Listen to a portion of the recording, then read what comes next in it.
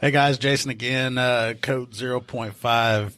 We should have had you do your intro. Oh man, I'm working on it. I'm working on one. I do want to throw out there that we are coming at you guys from the Wolf Brand Chili, hopefully, studios. Yeah, that's all over the front of that car. Oh, yeah. No, I will never eat that stuff again. Oh, come on. Did you see? I sent you a picture. A picture? Yeah, it was like a close-up of a Wolf Brand chili can. Oh, yeah. It was like 11 o'clock at night or something. I sent it to you. Nope, not happening. Hormel, that's all it's going to be for this guy. Well, That's all I ever touch. Anyway, on this episode, we're going to be talking about the rookies of our lives and maybe our rookie life. ooh.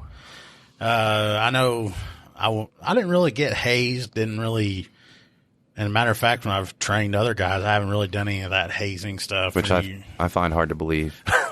You jack with, I mean, it might happen every now and then. You know how you'll go on those calls where you see the address and they're like, oh, you know, this is freaking Karen's house again. I'm going to send Rookie up and I'm going to stand back and laugh. Yup. Now, I mean, I might do something to that, but hell, you got to experience that stuff for yourself. Everybody's got to go. Yeah, then they get back from that, or they come back to the car and they're like, you mother, you could have told me. You could have told me she's got 3 personalities. Yeah, you seen the memes where it shows the 2 officers standing back and it says what does it say? The supervisors as the rookie approaches the call for that one house. Yeah. That one. Oh, yeah. There's a few of them that I'll see the address and I'm like, oh, this is going to be perfect for Rookie. Yeah. Because you know this person's either off the rocker, they're usually drunk, or they're always calling in for some reason, whatever it may be. And you know nothing's going to happen to this guy, but they're going to go up there and just basically listen to somebody vent for a while about something that's most of the time probably doesn't even exist. Yeah. Man, oh man, there's a lot of that. Well, and you know, talking like I didn't really get a whole lot of the hazing stuff done to me, the rookie stuff. I know one time I left, I'm almost to the PD, and then I have to text my field training officer and said, "Hey, I've got to run back home real quick." Mm-hmm. And all he said, text me back, and he's like, "Okay," with a question mark, and I forgot my badge. And I'm like, so I got to run back home and go get my badge. Well, whenever you did stupid crap at the department I worked at, when they would hand you this little yellow rubber ducky and you would have to carry that around with you the rest of the day. Oh, Every call you went to, unless it was like real serious in nature, you know, or whatever, but you had to carry that thing around you. So I like embraced it. I mean, he gave me this. He's like, you're going to have to carry it around with you. And it's a little rubber ducky. And I had on, like the old style cop hat or whatever. So it was like my little partner for the day. yes. So I just embraced that thing. I mean, I actually had fun with it. Yeah. Where the, what's that called on your shoulder? That little piece of fabric there that they'll put their brass on or whatever. Yeah, like on your shoulder. What is that thing called? I'm going to have to Google whatever that is. Well, whatever that piece is or that fabric is, I tucked that little rubber ducky up in there and he sat on my left shoulder for, it was probably just a couple hours of my shift before finally my field training officer was like, okay, you're having way too much fun with that. Just take the stupid thing off.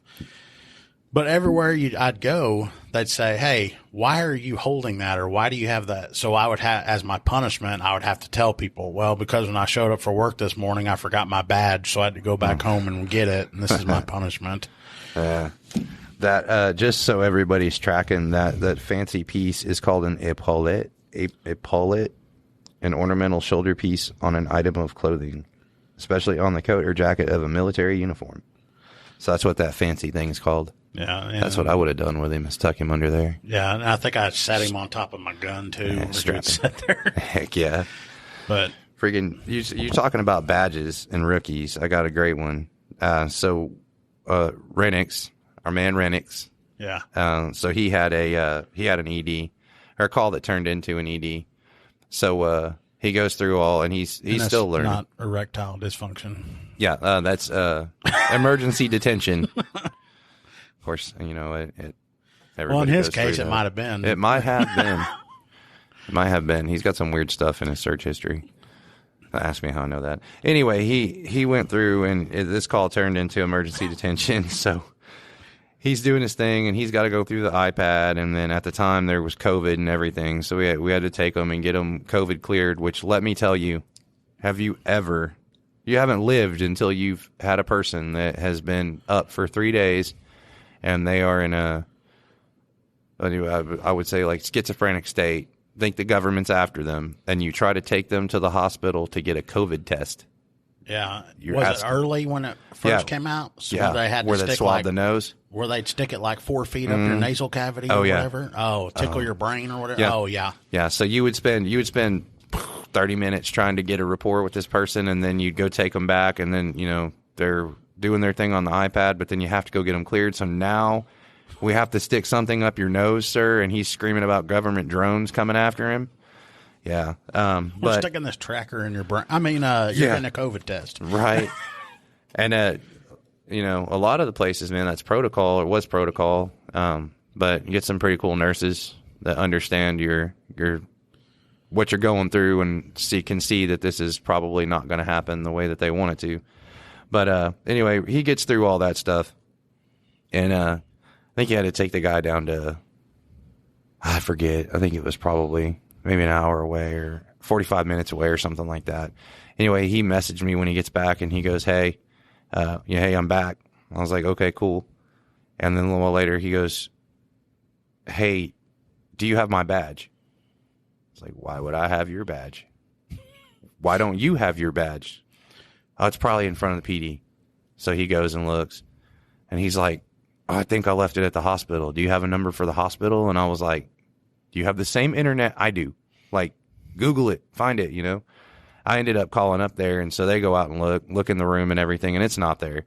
So I call him back. I'm like, dude, it's not there. I was like, unless they're messing with you, unless you made them mad, but they're saying it's not there. And he's like, crap. I was like, you know what you have to do now, and I am not making that phone call. And he's like, yeah, I'll call where I dropped him off.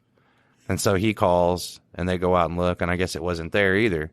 And I was like, did you stop anywhere else? Anywhere? Like, did you get anything to eat? Anything? And he's like, yeah, I did. He goes, I did adjust my stuff when I was I pulled him to the parking lot of a Home Depot.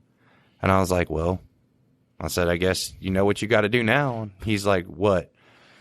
He ended up having to call their dispatch, and they called another officer to go check over in the parking area of the Home Depot. And they were going to tell him that they didn't find it just to mess with him. They ended up finding it, and he ended up having to drive back. But, he was so mad. He was embarrassed. Did that agency let you know that they found it and that they were going to screw with him? Or? No. Well, after he said when he went to go pick it up, that the officer that he picked it up from was gonna tell him that they didn't find it, but they didn't want to. They didn't want to be like that because they didn't really. We don't work real close with them. They wanted to mess with him, but they didn't know how we would take it, so they left it alone. But yeah, he had that happen. Oh, that would have been the greatest thing ever if they would have called in to you and been like, hey, we found this badge laying in the parking lot that your officer left. We're going to screw with him and see how long it takes him to let you know that he lost that thing. I would have let him because he definitely needs it. Definitely needs it. And you got to get knocked down a peg or two. We had the first football game of the season. Mm-hmm. And what the senior parents are trying to do, they're trying to get, school spirit up and everybody out and about and trying to get more people involved and get people to the game. So they set up this deal. They said they're going to start tailgating. So they're doing they're doing food and, that's a good idea. It gets people involved in that. Oh yeah. Gets all the families together and everybody gets to know each other and stuff. It's a, community thing. It's really cool. I think it's a cool idea. That I get over there to the game to help with security, and wouldn't you know, Renix is over there with his chest puffed out. I was like, what are you doing? He's standing here eyeballing some cornhole boards. I was like, what are you doing? I was like, are you going to get you a set or what? And he's like, I'm telling him they got to pick that up. It's blocking the parking space. I'm like, pick what, dude? He's like, they got all that grass right over there they can play, and they got to play right here in parking space. I was like, bro, this is the first ever thing that has ever happened like this for our football team in our school, and you're going to break up the tailgate? You're going to be that guy? Debbie Downer. Yeah. Taking up all these parking spaces. Officer Buzzkill. Yeah. Yeah, he was dead set. So they're out there grilling and cooking out and playing games. And man, I mean, if you've ever, and most people probably have, or I hope they have, and experience this, go to a college football game where everybody's doing that. And it's so much fun. Everybody gets together and laughs, has a great time. It actually brings more people, and then they'll go in and watch the game. You can help. That'll help us with the school and their program, and then. Oh yeah, the senior parents came up with that. They were looking for a way to try to start drawing, and they put it out. They put it out, told everybody it was going to be going on. Everybody come support the football team, and here he is. He's eyeballing cornhole boards, fixing to start scratching off citations. Do you ever call him Barney Five? Does he have one bullet per shift? Speaking of Barney Five, this is off topic, off the rookie thing, but on the Barney Five, I've got a guy that I've been dealing with, and we've been going back and forth. He got a tampering with utilities citation, and he said he didn't know. And he emailed me, and it took me a day or so to get back to him. And he emailed me, and then he sent me a crappy email. And then so that right there, I was like, nah, we ain't playing that. So I'm like, sir, your problem will be addressed, despite what people think. This isn't Mayberry. This freaking dude sent me an email back, and it said, "Dear Sheriff." So yeah, so now he's playing along with it too. So now all his emails start with "Dear Sheriff." I'm like, oh, you got me. And I've been trying to figure out a way to professionally get back at him, but is he gonna next time he sees you, he's gonna call you Andy? Oh yeah, Andy Griffith. Yeah. We got to stay on the rookie thing. We can have days and days of this rookie, especially with the rookie you got. Oh yeah, he is something else. I don't know. God, we give him heck. And it's amazing how you see these rookies come out and they got their chest is puffed out and they think they're tough. And it's like, look, dude, there's times where you need to enforce the law. And then there's other times where you need to show some compassion. And, they want to be the, Billy badass. I just got out of cleat. I'm going to do this and that. And it's like, man, it's not always the time for that. Exactly. It's the best things is when they go on a call and then you get to, take a needle and kind of pop their chest and let them deflate a little bit. And yeah. When they realize, or they get done with it, you let them handle it and they get done with it. And it's like, man, you were that guy on that call. And what do you mean? Why did you do that? Like, but think about this, man. You know what I'm saying? Like, you give them, then you got to lay out the points, and then that's when they deflate. It's like, yeah, you're just being an ass. It's not what we're supposed to do. Like, why was the guy? What did he do? Like, was he crappy to you, or did he try to fight you on a traffic stop or something? No. Oh, you're the police. He went on this reminds me of another. Yeah, the same guy, Renix. Keep going. Yeah. Oh, Renix, man. We got him for days, but he had a call up on the north side, and it was in another emergency detention, and it was a female, and so he's like, great, I have one of these, and this was like one of the very first ones he did, so it was before he lost his badge, but anyway. So he messages our group, me and the major, and he's like, great, I have an ED. One of y'all want to walk me through this? I don't know what to do. I need some pointers. How do I talk to her? I'm like, major's like a person.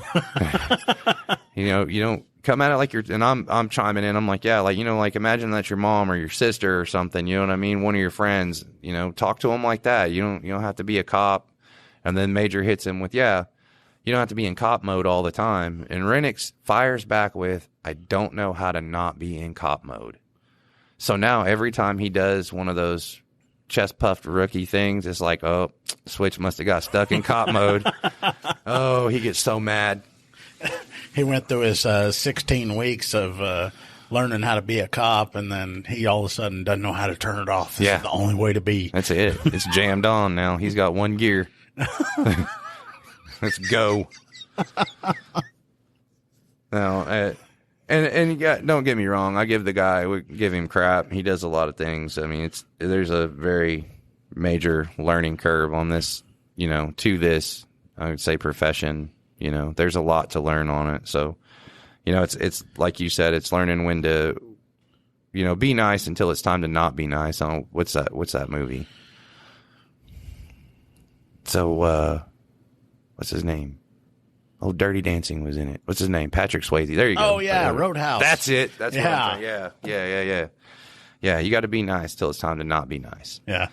That's what we try to tell him. I mean, you can't give him a little bit of credit, though, because, when he first started, it was kind of like, holy crap, where'd you get this guy? But now, after it's been a little while, there's some things he's catching on to, so he's getting there. Yeah, he's getting better. He's not as bad. Well, we had one guy, and this kid, I'm surprised that he even wanted to come out and do it. He's from a law enforcement family, so he's been around law enforcement, the people, and basically, kind of law enforcement life all his life. And he was the exact opposite of what you would expect to go into law enforcement. But he decided he wanted to try it, and he talked to his dad, and was like, yeah, this is what I want to do, I think.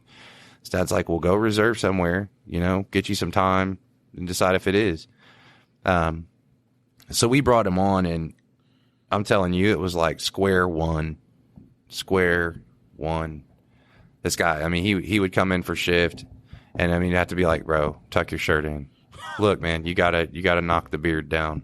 Dude, comb your hair, his belt would be on all crooked and his stuff. I'm like, man, you got like 5 seconds to yourself before we go 10-8, because you never know what's going to happen. But I actually had him out on it was a domestic, and it was a mom and then her son and the son's girlfriend. Well, mom and the girlfriend had got into it, and we ended up getting called because his girlfriend assaulted mom. So when we get there, we're talking to mom, and there's obvious marks. You can tell there was a fight, stuff tossed everywhere. And so this rookie is out here with mom and the son, and I go into the next room, and I'm talking with the female, the suspect. And she's like, yeah, tells us she waylaid her, pretty cut and dry. She's got marks on her. So I'm like, okay. So I go ahead and I hook her up, and I'm walking her out of the room. Well, she comes out first. I got her, she's walking in front of me. I'm behind her. So as we come around, I start towards the front door with her, and the boyfriend sees it. And it was immediate, dude, immediate. He like swung, and he swung so hard that the next thing I know, all I heard was a thump. And I turn around and look, and there's this kid, this rookie, like sitting on him. Well, not on him, but like got him in an arm bar and is like holding him down. And then we go over there and get him detained. And I was just like, where did that come from? Like out of nowhere. It's like this dude's spidey sense went off, and he caught that. That dude would have cold cocked me. I'd have been slept. It would have been bad. He shows up for work, and you got to teach him how to get dressed, and yeah. Then the next thing you know, he's saving your tail. Yeah, for real. I was like, keep doing that. Yeah, and you're always wondering, it's like, maybe there is hope for this guy. Exactly. Yeah, he was good, man. He had the right sense of humor for it. He was twisted. And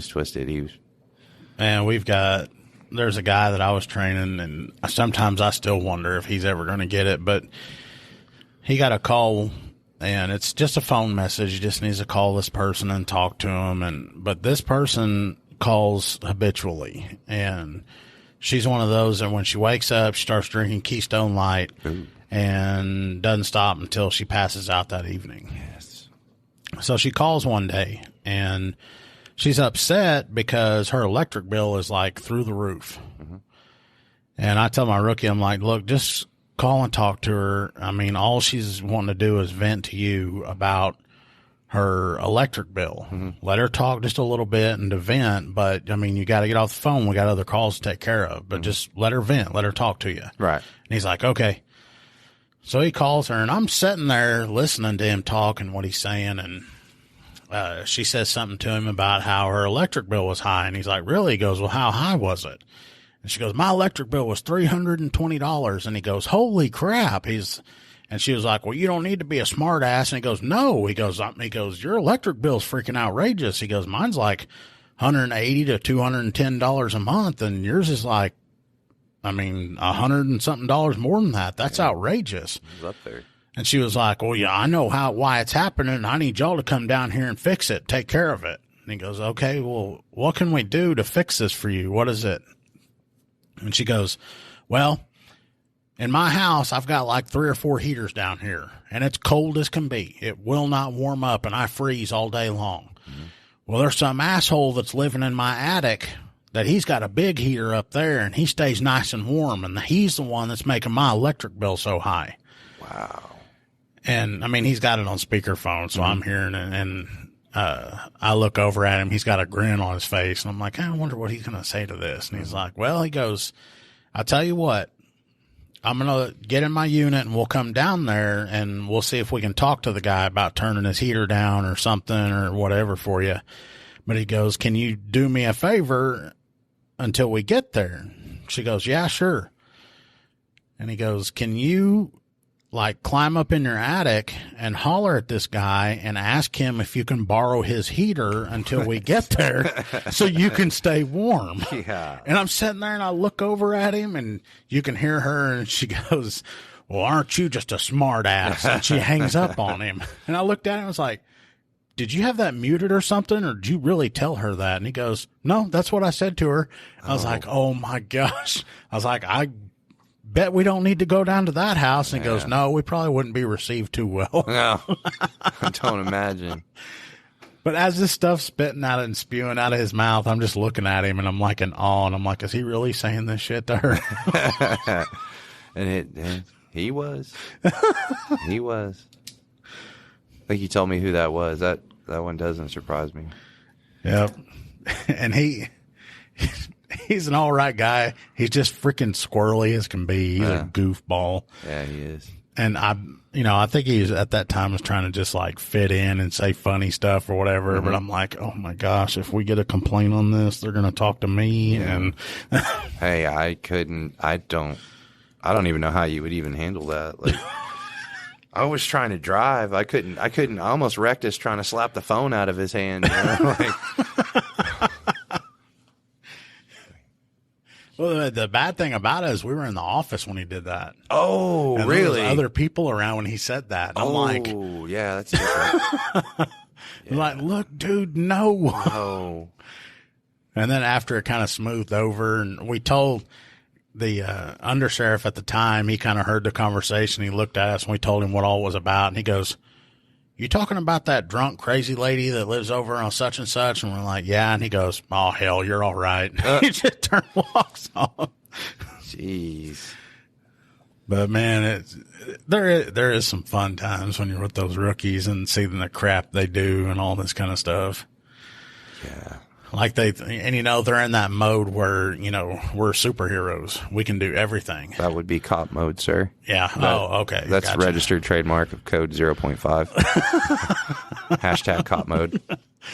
But you'll get the call where it's like, hey, me and my girlfriend broke up and I want, a cop to come over here with me and they're going to help me get my belongings out of the house and that kind of stuff. And your rookie is like, okay, yeah, we can come down there and make sure it's all right. And then you're as a veteran, you're like, no, we don't do that. No, don't do that. And then you tell the people, you're like, no, this is an adult thing. You guys just need to be adults and settle your affairs and be civil. Exactly. And I've thanked a few people for actually being civil and handling their affairs like adults, but golly, it does not happen very often. No, it is rare. It is very rare. It's almost, I don't know, you got it. They get into arguments or, guy and girl get into arguments and then that's it. You're done. You need to get out. And then you got them calling, well, they kicked me out. Do I have to go? And then the other half calls, and they're like, I kicked him out, tell him he doesn't need to come back, but they've got established residency. And it's like, you're going to have to figure something out. And then you're the bad guy for telling them how it works. Instead of calling us cops, people should just call us daddy. Yeah. Oh, let me call cop daddy because brother and sister are getting into it, so we got to freaking... That's a new one. ...deal with it. And, that's how we are. We're doing that one, too. Cop daddy. Cop daddy. Cop daddy. Not the first one, the Not second the first one. Yeah, no. But, yeah, that's what we do. Counselors, Anyway, we've had you guys on the wire here. Wire? Is that what we're going to call it? Is that what it is? No, we're not on the phone. Anyway, we've had you guys on this podcast for a little while. We're going to jump off here. Don't forget to visit our website, code05.co. Leave us a review somewhere, something. Yes. Spread the word. Please. Tell people. Oh, I didn't tell you about this. What's that? I'll tell you on the next episode. Oh, okay. See y'all later. Later.